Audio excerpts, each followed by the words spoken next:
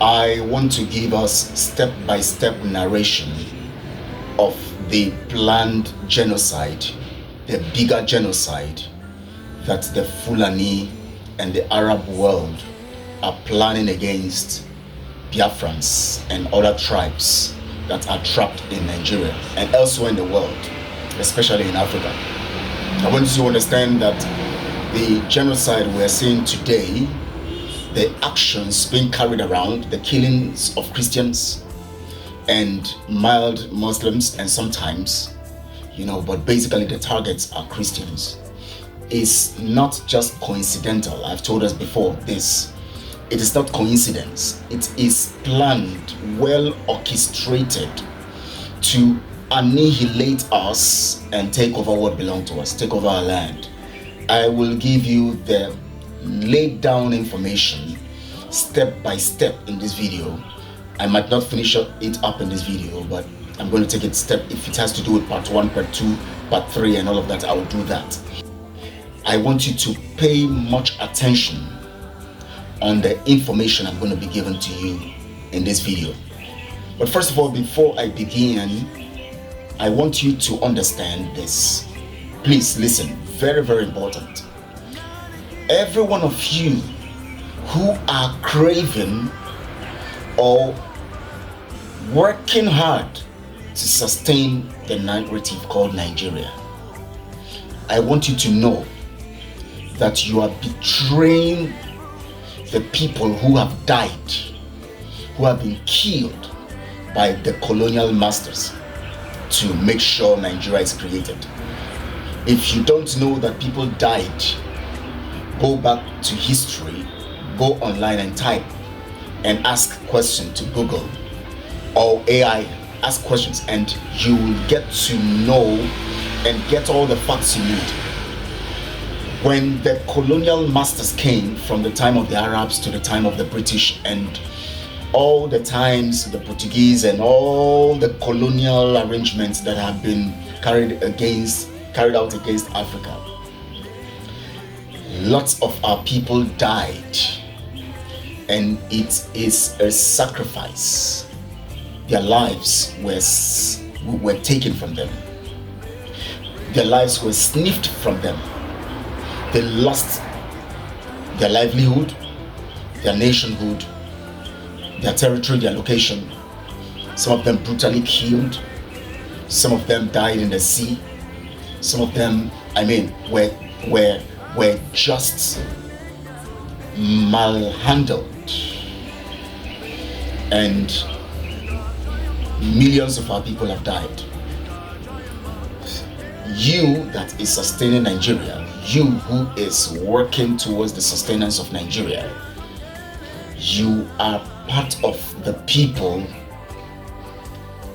hurting the ancestors and destroying the sacrifice. But of course we know, as we always have said here and elsewhere, you've heard elsewhere, those who betrayed Africa and Africans were Africans.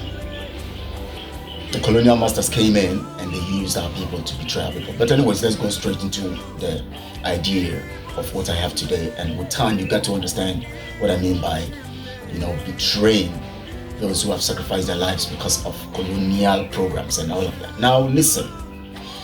I want you to understand that what we are seeing today in the Niger area or Nigeria is very, very important for you to read in between lines and understand the facts. And if you understand the facts, I'm going to take my time. I don't want to hurry anything. I want to talk to your soul. I want to appeal to you because I want to speak to us, especially those who are always craving for Nigeria, who are fighting truth, who are fighting Mazi Nnamdi Kanu, fighting every other person who is talking about the truth and the things we are facing. It is very, very unfortunate that we actually, from generation to generation, we have people who have been dedicated to destroying everything that is good that is going to come to a particular generation. The devil positions people in every generation to fight truth, and this is why humanity here is suffering, and suffering gets harder and harder, and we keep experiencing, the more we think we're getting closer to something good, the more we are plunging ourselves through the activities of those people who are working against normal behavior and truth and justice and good conscience. We keep fighting and keep fighting evil generation to generation. You begin to wonder, why this battle, why this fight? But the devil possesses the minds of people in every generation who would always, ignorantly or not ignorantly, they would fight the truth, and they would make sure that they are used against people who are standing for truth. We understand, some of you have heard of the Abuja Declaration, right? And some of you, Mazen Abikan, had talked about it before, and this particular declaration is very, very important and sensitive. They didn't make it open to you, but it's on the line. It's online, so you can check it out online and you can find the facts. But basically, it was the gathering of Arab people, the Arab nations and the Fulanis, their representatives. Remember, the Arab world need the Fulanis to carry out their program of jihad and all of that in the contraption or in Nigeria. Every jihad, this program, and every terrorist program or organization you see existing today were actually formed, designed by the West and the Arab nations for the particular purpose of what they have created them for the West to sustain genocide and to make sure they keep unrest in Africa, so that they would continually steal from us, take our resources, and then recruit people like those people who are coming online, people like Reno Omokri and FFK, Farid Kayode and other people who come online, to Darkman, or whatever his name is, many of them like that, who come online to sustain the narrative of Nigeria, whose job it is to continue to talk about the good of Nigeria, how things should be better, how we should keep fighting to have Nigeria sustained. And of course, it is common sense to know that Nigeria is a product of the British. So why do you want to sustain the product of the British rather than sustaining what is yours? Who sustains somebody else's product that is killing them? If you buy a product in the market and that product is killing you, why do you want to keep taking it? The product has killed one of your children, killed some of your family members, and then you still want to sustain it and keep giving it to people or administering it on yourself and others. Don't you see that you are stupid and foolish? That is how simple the narrative is. When Nigeria has been given to you by the British, it was given to you by the British, and the purpose of giving it to you is to steal your resources, to kill you, to take the best brains in your land, take them to their land and develop their land, and keep taking your resources almost free of charge every time, and then you steal free of charge, and the one they buy is almost free of charge. The one they steal is free of charge. The one they buy, the one they plunder is free of charge. The one they claim to buy is almost free of charge, because they take it for almost nothing, and then they go produce lots of products out of them and send them back to you and rip you off. And then when they rip you off, you struggle, because the money they gave to you to buy, they gave to you when they bought it from you, is so minuscule, it's so small. And so if you want to buy the other finished products from them, you need to now go to borrow from them to add to the little you have to keep buying, and the more you keep owing them. And then when that continues, they now tell you they are giving you grants along the line, they are giving you aids, and along the line, they give you aid, and then and those aid are just part of what they have stolen from you, and they give to you, and you think you are enjoying or having access to some favors, but you are just being stupid because you are not looking at the broader picture. And that is the problem we have faced. Now, our Abuja Declaration was intended for the new, or the plan for the century going ahead from the time of Osman Danfodio's program, which has expired. Based in the sense of expiration, what I mean by expired is that things have changed, technology has come into play, and so many things have changed, so they needed to update, so it was not expired, which needed to be updated. The program of Usman Danfodio, knowing that the time of Usman Danfodio, they were going with sword and other things, and fighting, but this time around technology has come in, so they need to update their people to see how they can utilize the current trend of events and technology and all of that to enhance and to build the capacity of what they want to achieve. That's jihad and the control and dipping their Quran in the sea, in the west and in the east. That plan they need to update, because they need to be sophisticated to continue to gain access and win.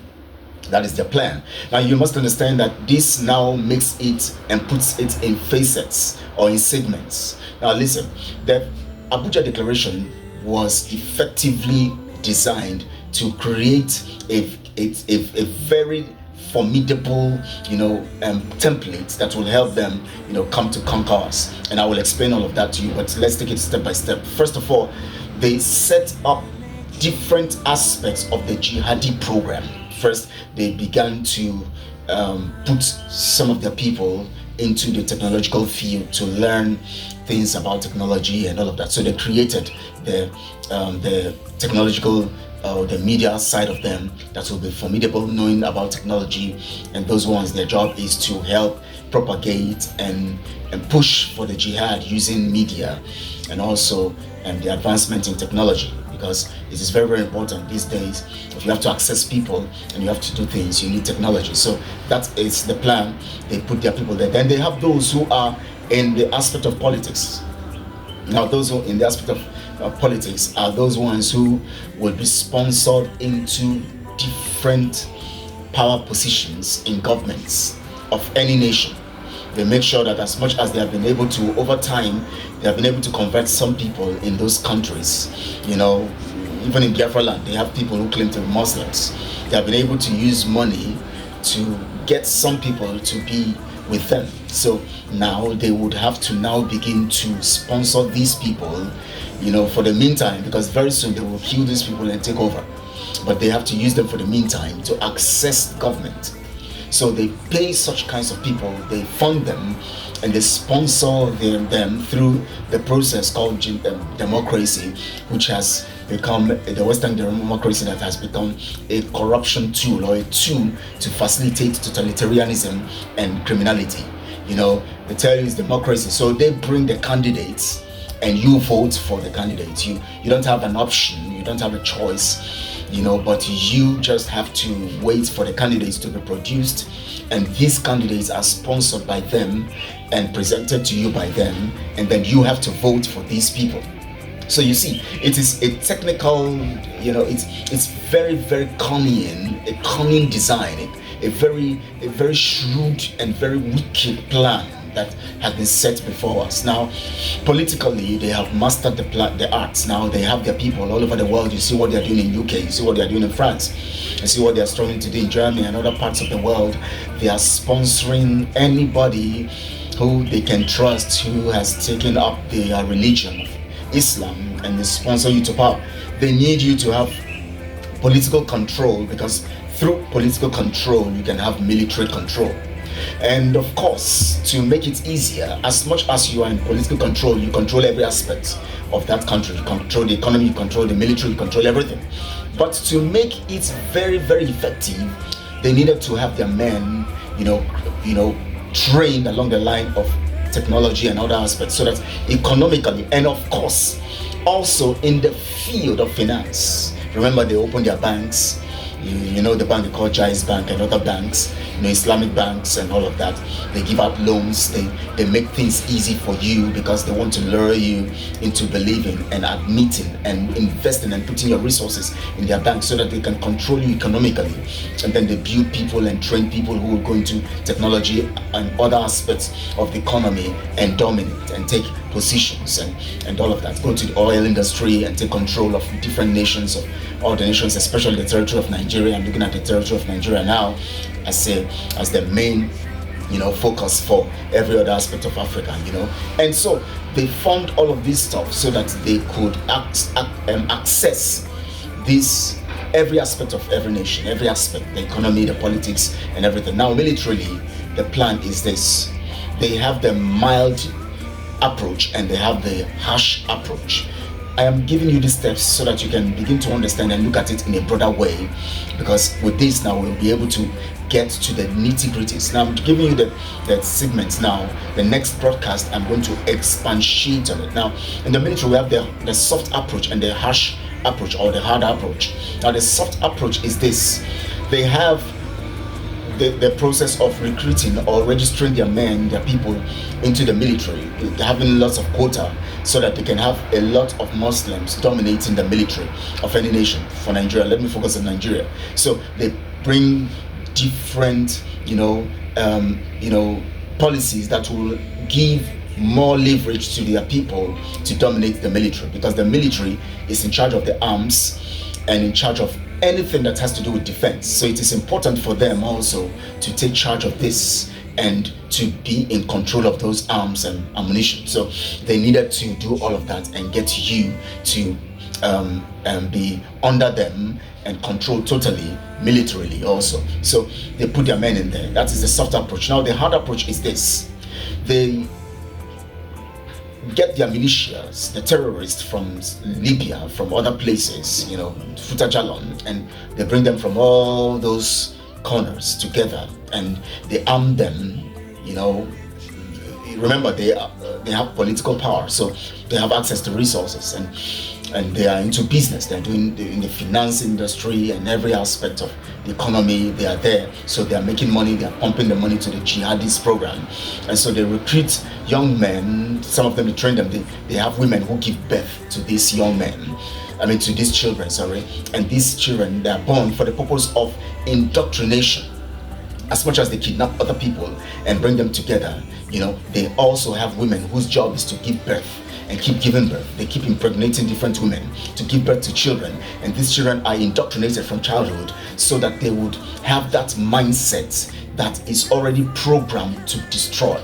They will not have that conscience to think, because when you indoctrinate a child towards a particular cause or a particular idea, as young as they are, when they grow up, they will be encapsulated by that idea, that to get them out of it will be very difficult, especially when you keep sustaining and keeping them in the environment of that idea. So they keep them in that environment of that idea using religion, because in their mosques and all of that, they keep them there, teaching them continually, using their imams and talking to them hard and so much. And then they camp them somewhere where they would not have access to the Western world or to the general society, and they restrict them from normal education and limit them to Islamic education, where they keep indoctrinating them at the same time, teaching them things that has to do with technology and other things, so that they can have knowledge of these things, but in a way that would keep them indoctrinated and not be able to discover the truth for themselves. So they keep them in such an environment, and these people are indoctrinated. Then they are sent into areas like Nigeria through they made the border porous, so that they'll be bringing all of them from Cameroon, from the border, Sokoto and all those places, bringing them in, Borno, all those places coming in. These are invaders coming in from other aspects of the world, and then bringing them in to make sure that they dominate and take over. That is the plan, and that is the idea. So now, when these people come, now we are talking about the hard approach now.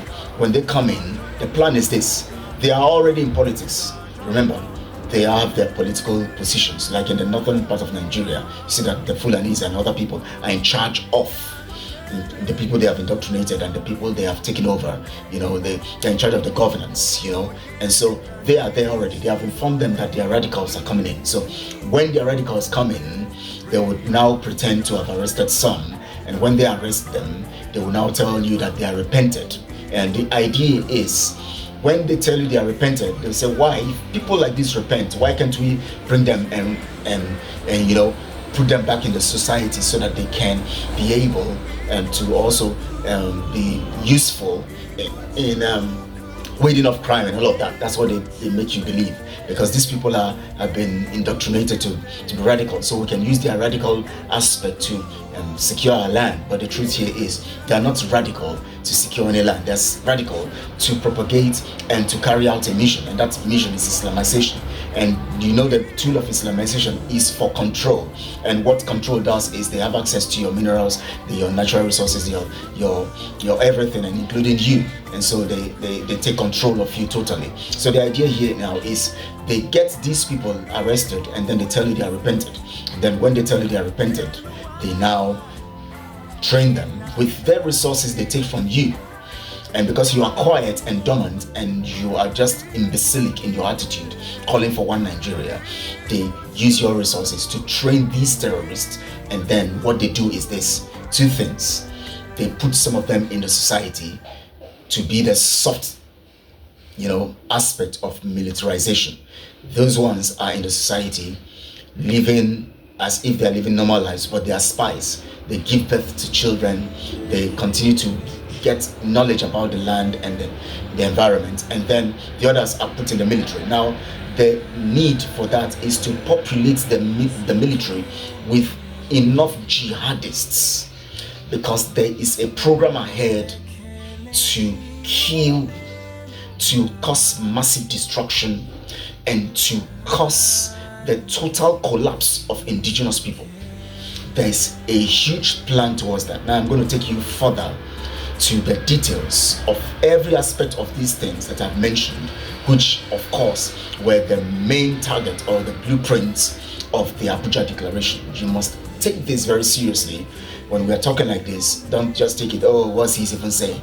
Because the problem with us is that the devil has feasted on our minds so much, especially those who are doing everything to make sure they sustain the British contraption. And whenever you stand for the sustenance of the British contraption, you would always support everything that will bring your redemption down.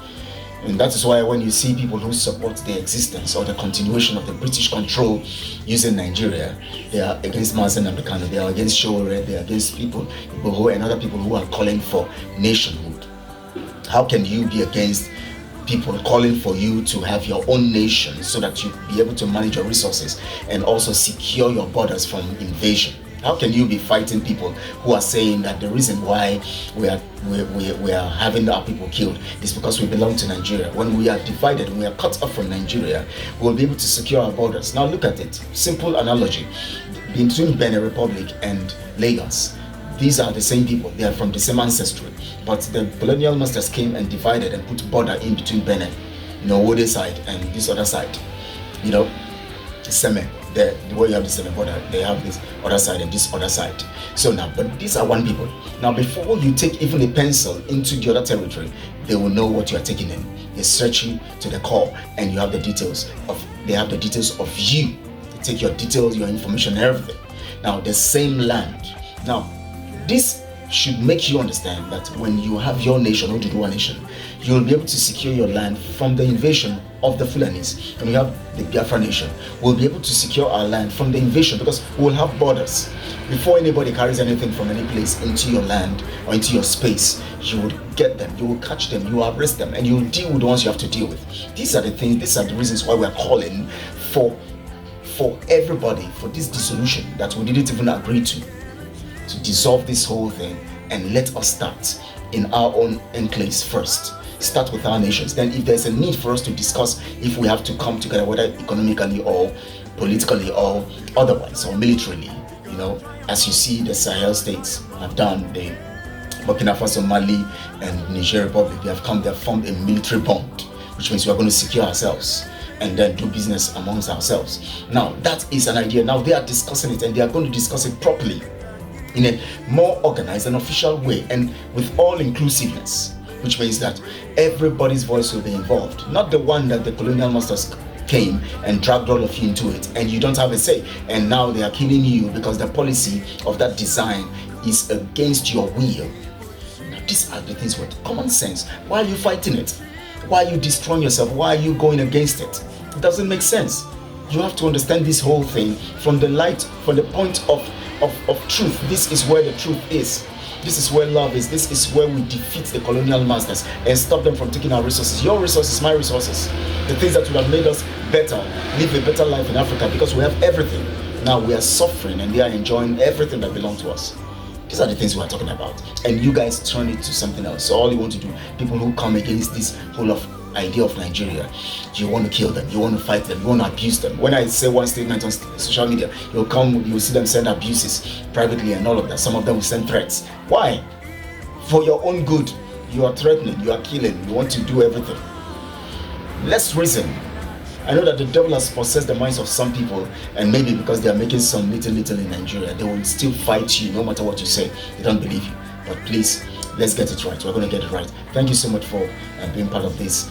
This is already more than 20 minutes. I didn't want to exceed 20 minutes in every part that I'm going to be establishing and projecting through videos. Now please, I'm going to be giving you the part 2 of this so that I can take it further from there, so that we can continue to understand what we represent and what we need to do and the actions we need to take together, so that we'll win, because the battle ahead is something else. And I tell you, except we go all together and think straight and do things right, we are going to fail. I tell you. Thank you so much for joining. I appreciate you, and God bless you real good.